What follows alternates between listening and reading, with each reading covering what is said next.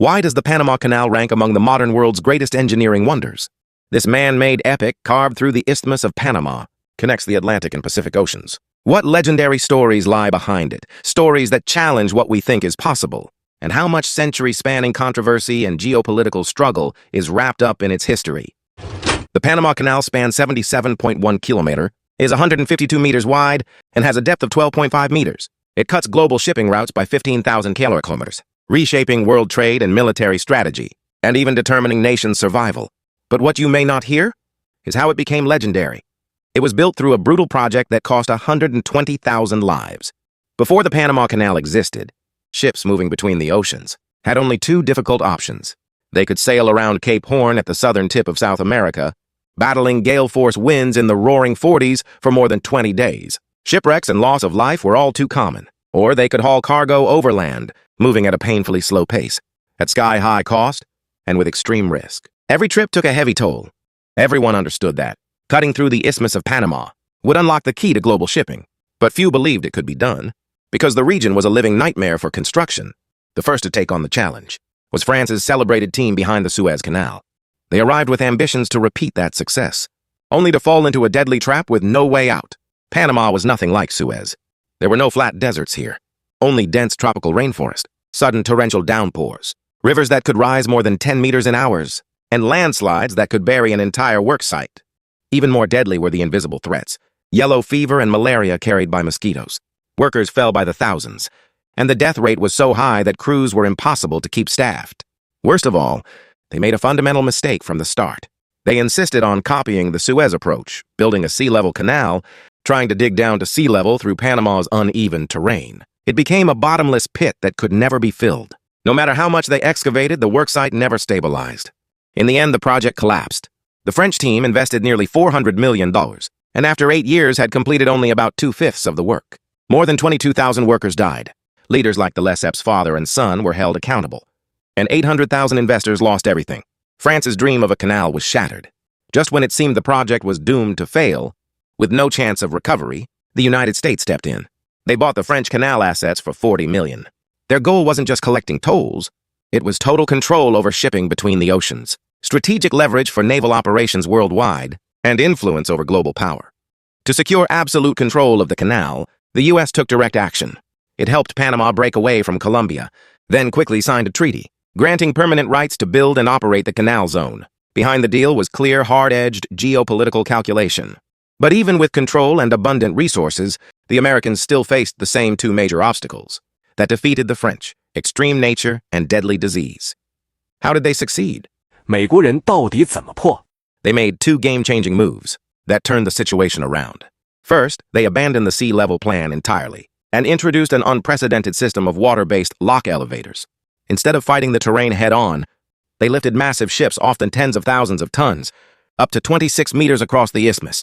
They used an artificial lake as the main channel, then lowered ships step by step back down to sea level. That single shift cut excavation down to a fraction of what it would have been, turning a losing battle against nature into a workable design that fit the landscape. Second, they did something many people at the time considered unthinkable. They wiped out mosquitoes across the worksite. It seems obvious now, but back then most people didn't understand that mosquitoes spread malaria and yellow fever. The U.S. launched a nationwide level public health campaign, draining standing water, treating illness, spraying insecticide, and issuing mosquito nets. They eliminated the disease at its source. This wasn't just a medical breakthrough. It was the foundation that made the project survivable. Only when death rates came under control could workers keep building the canal. Once that crisis was managed, the real grueling push still lay ahead.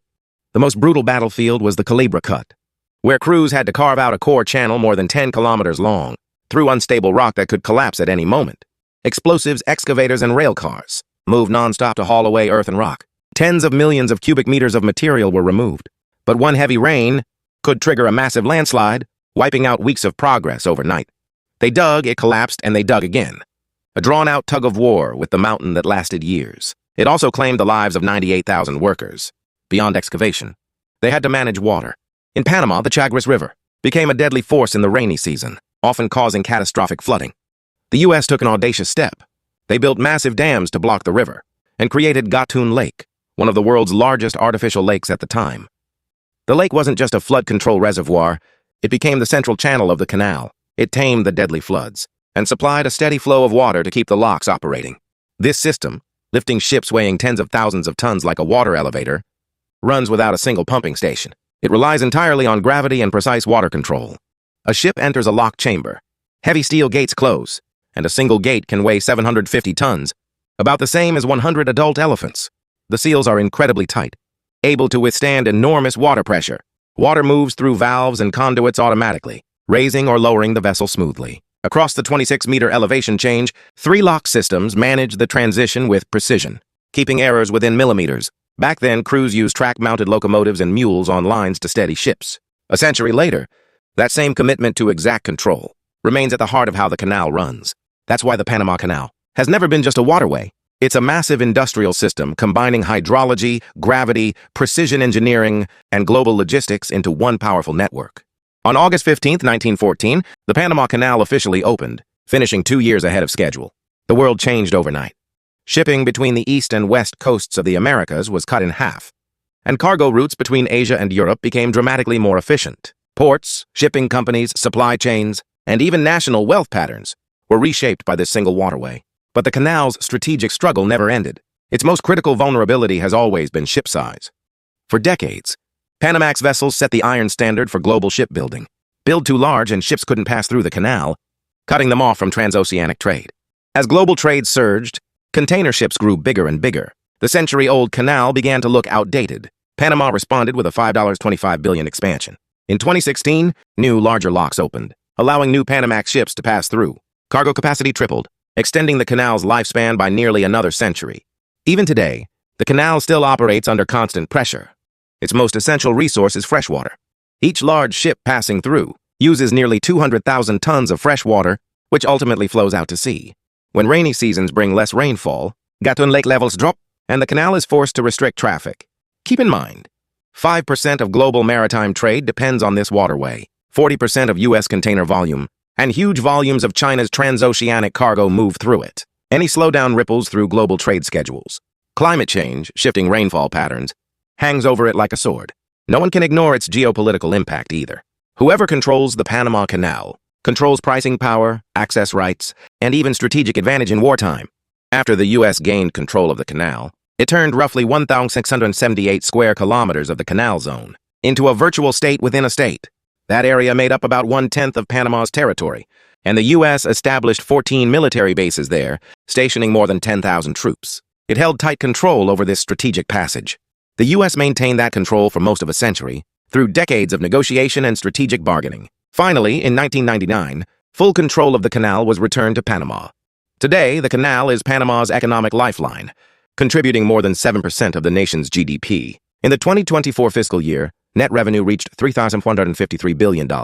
That year, 14,239 vessels passed through, bringing steady, substantial income to the country. From a natural barrier separating two oceans to a global gateway of wealth, the Panama Canal is no gentle story of engineering success. It was forged through 120,000 lives, built by pushing back against nature. It rose from repeated collapses, financial ruin, and relentless geopolitical struggle into a global economic engine. It is one of humanity's deepest marks on the planet. It proves that, when people commit, no barrier is truly insurmountable. And even now, this century-old canal still decides who reaches the other shore first, and who controls the rules of global trade. What impressed you most? The sheer engineering achievement, or the human cost and geopolitical power behind it? Share your thoughts in the comments. Thanks for watching Global Geography with Dafei. If you enjoyed this video, please like, share, and subscribe. 我是大飞，咱们下期视频见。